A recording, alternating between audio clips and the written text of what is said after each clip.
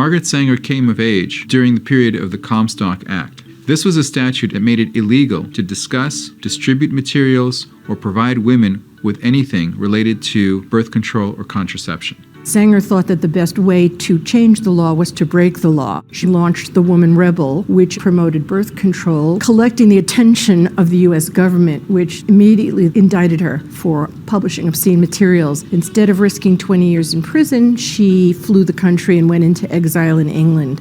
Sanger spent 1 year in England and returned to the United States in 1915 when the charges against her were dropped.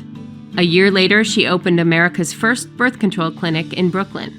She called the press for interviews in which she announced the clinic, telling them it would be secret, essentially inviting police to come by. More than 400 women from the neighborhood came to that clinic. A few days later, the clinic was closed and Sanger and her colleagues were arrested. However, the clinic received coverage in all of the papers, and this was in the middle of World War I. Sanger also went on to start a research institute dedicated to birth control, the first scientific journal dedicated to birth control, and a large advocacy organization. All of these pieces came together in 1942 to become what's now known as Planned Parenthood.